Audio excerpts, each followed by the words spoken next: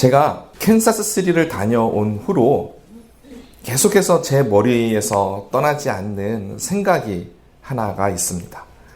그것은 예배란 무엇인가에 대한 고민입니다. 예배에 대한 정의죠. 지난 한 주간 예배에 대해서 생각을 하면서 하나님께 나아가 많은 기도를 드렸습니다. 그런데 기도하면서 불현듯 하나님께서 저에게 이러한 생각을 부어주셨습니다. 예배가 중요하냐 아니면 예배자가 중요하냐라고 물으시는 것만 같았습니다.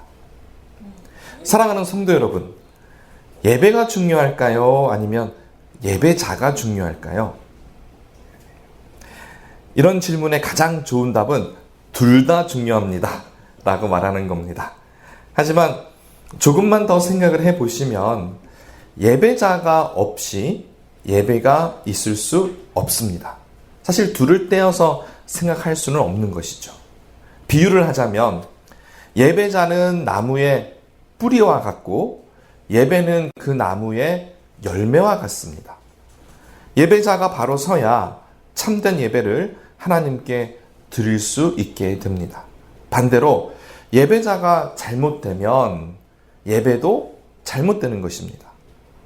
예배자와 예배가 둘 다 중요하기 때문에 사실 서로 비교할 수는 없지만 저희가 생각해 볼 수 있는 것은 예배자가 예배의 출발점에 있다라는 것입니다.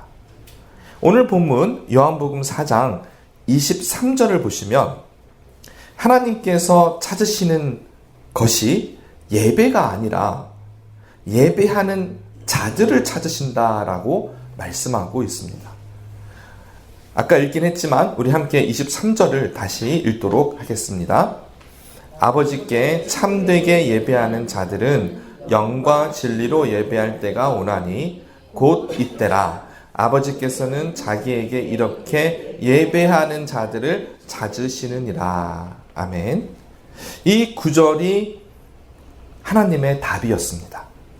예배가 중요하냐, 예배자가 중요하냐라고 했을 때 하나님께서는 예배가 아니라 예배자를 찾으신다라는 것입니다.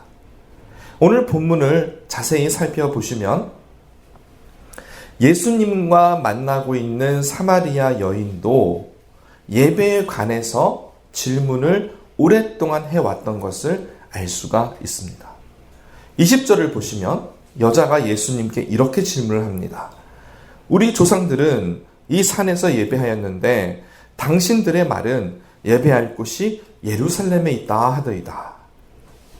이스라엘이 남왕국과 북왕국으로 나뉘어졌습니다. 남쪽은 유다, 북쪽은 이스라엘로 불려졌었죠. 근데 남쪽에는 예루살렘이 있어서 성전에 갈 수 있었는데 이 북왕국에서는 예루살렘으로 갈 수가 없었습니다. 그러다 보니 이 북이스라엘에서는 여러 곳에서 예배를 드렸는데 그리심산과 에발산 사이에 있었던 야곱의 우물, 그러니까 고대의 세겜 지역에서도 예배를 드렸던 것 같습니다.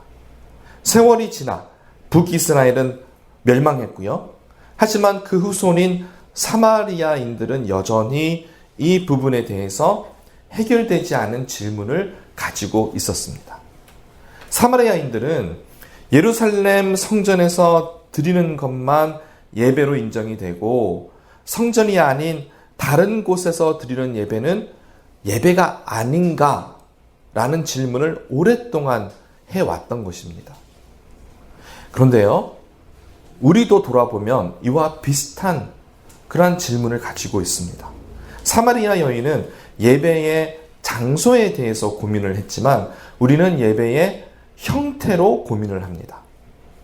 여러분 잘 아시겠지만 몇십 년 전만 하더라도 한국 교회에서 기타나 드럼으로 예배를 드리는 것은 상상조차 할 수 없던 일이었습니다. 하지만 지금은 어떻습니까? 경배와 찬양이 예배의 주류가 되었습니다. 최근에는 성가대가 없는 예배도 많이 있습니다. 하지만 또 한편에서 들려오는 소리는 경배와 찬양만으로도 부족한 것 같다라는 얘기도 있습니다.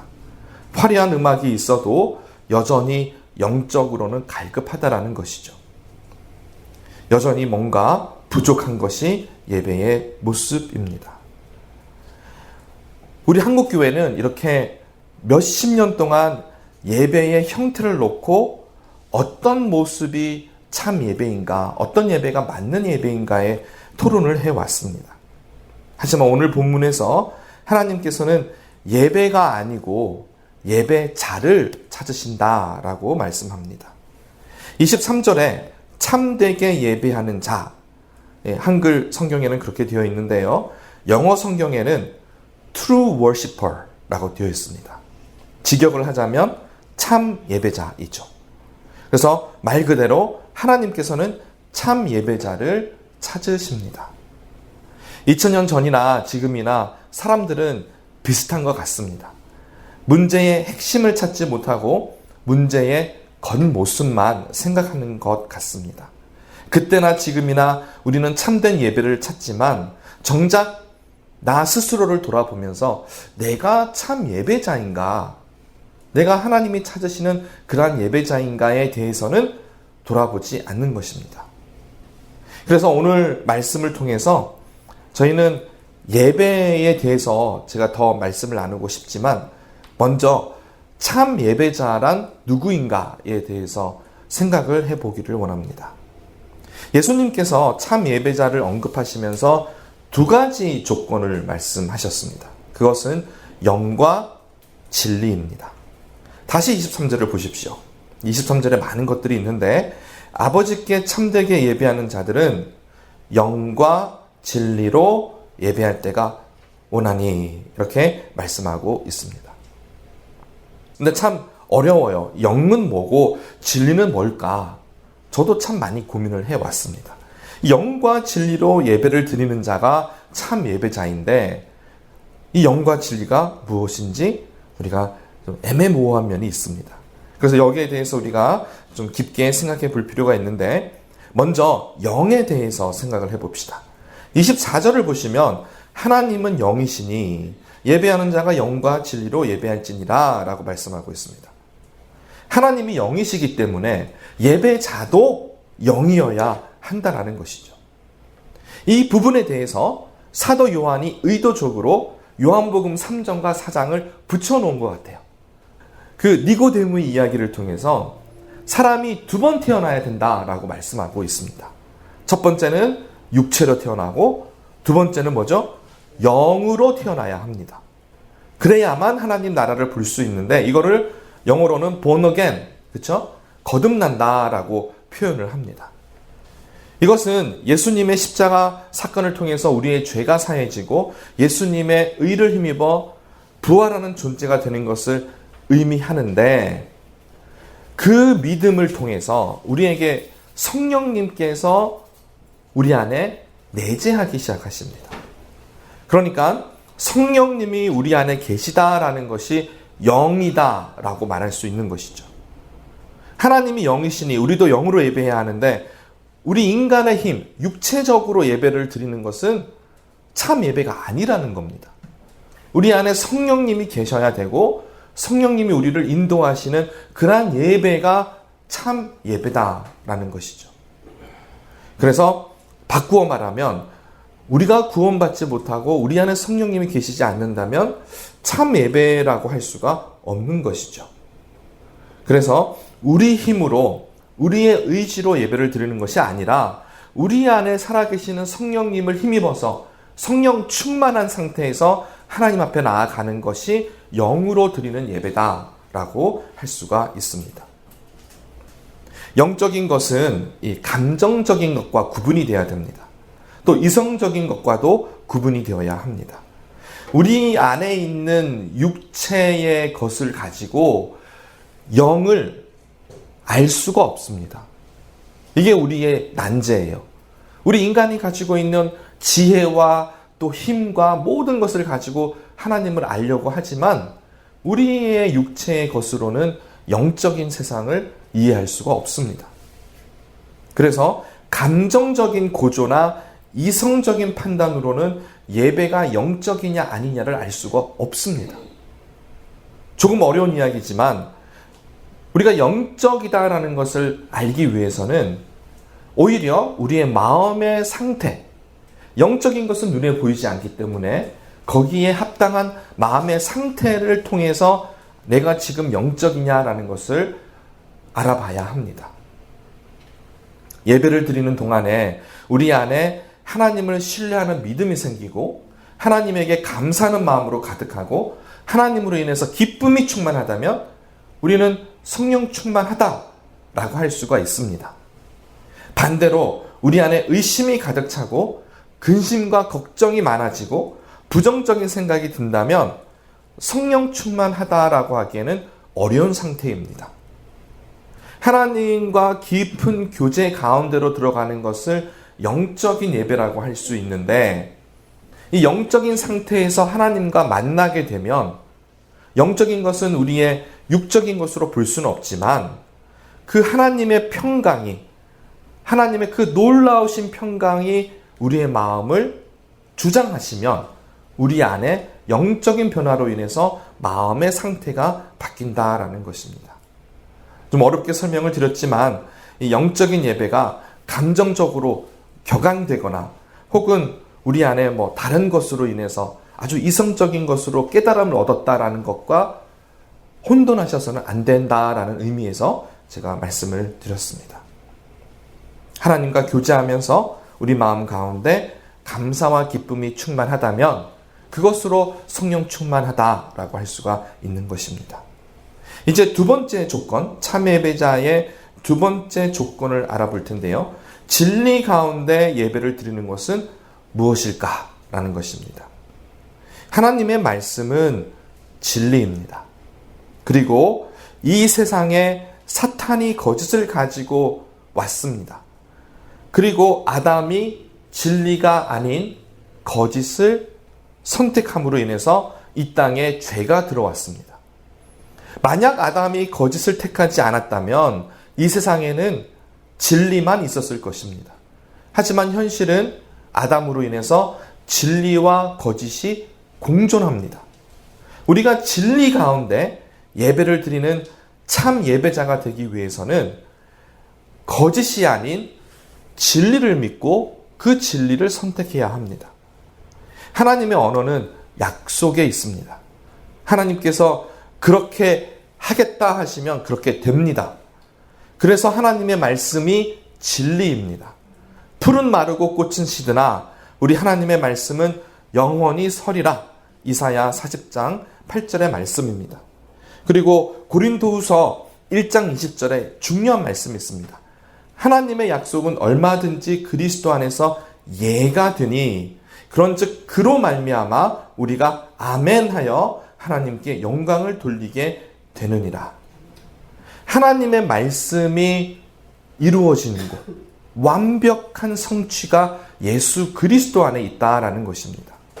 그래서 진리는 예수님 안에서 이루어집니다.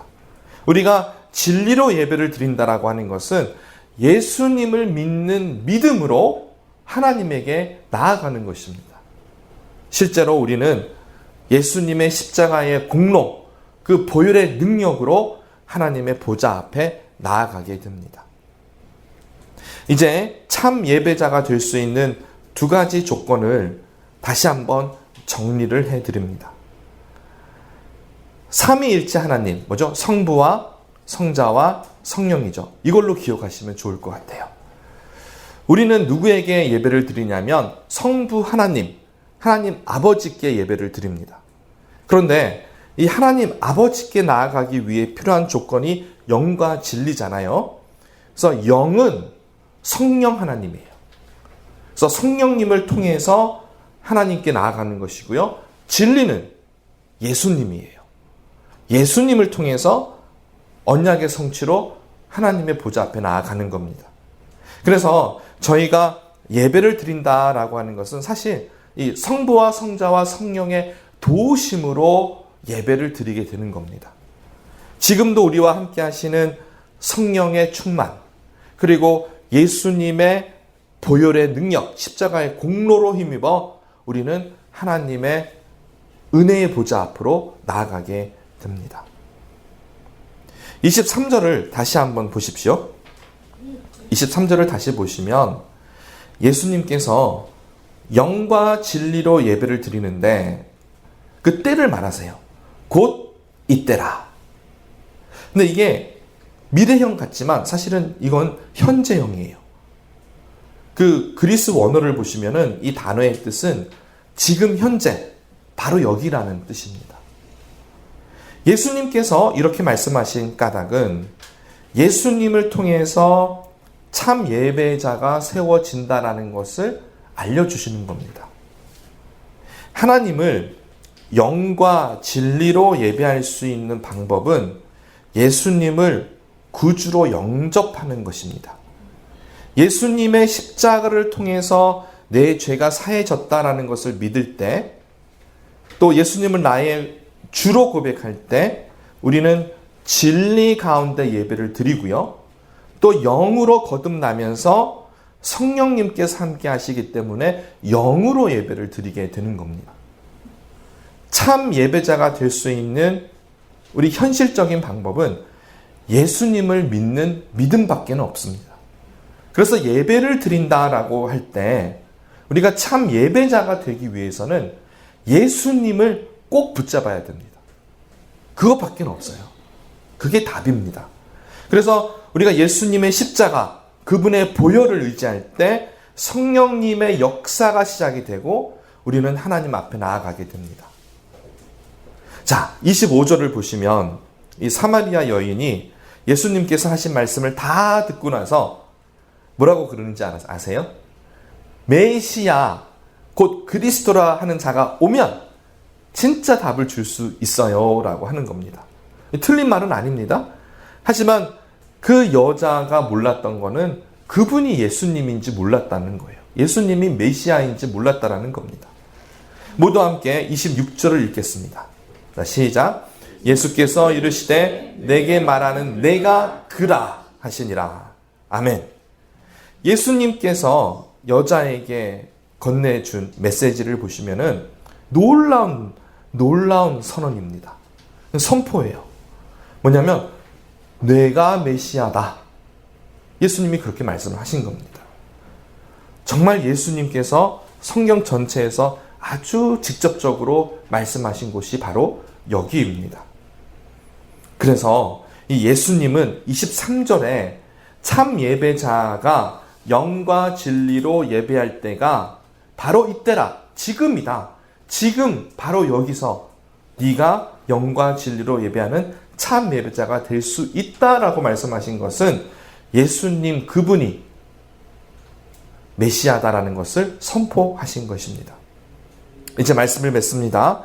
하나님께서는 예배를 받으시는데 이 참으로 예배를 드리는 true worshiper, 참 예배자를 찾습니다. 근데 이 참 예배자의 정의는 인간적인 노력에 있지 않습니다. 간절한 마음, 혹은 감정적인 고조, 혹은 수준 높은 말씀이 있고 없고가 예배를 결정하는 것이 아닙니다.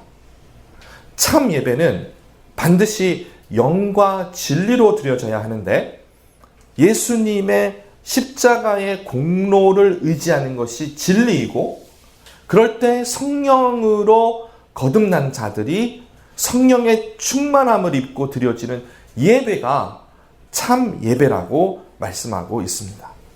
그리고 이 삼위일체 하나님을 꼭 기억하십시오.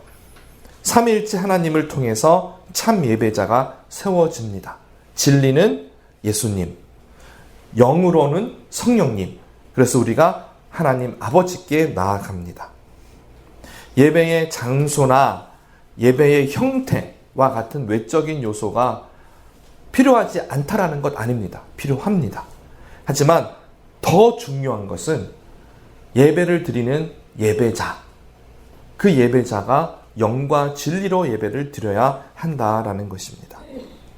오늘 말씀을 통해서 어떤 형태의 예배를 드리든지 우리 외적인 요소보다 내 안에 있는 영적인 상태를 돌아보시기를 바랍니다. 혹여나 우리가 회개하지 않아서 내 안에 죄가 나를 계속해서 죄책감을 느끼게 하고 있다면 회개하시고요.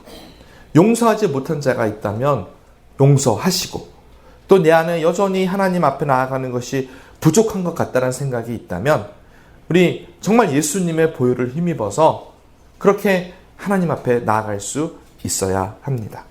우리가 모일 때마다 참 예배를 하나님께 드리는 그런 참 예배자로 이 세상을 살아가시기를 주님의 이름으로 간절히 축원드립니다.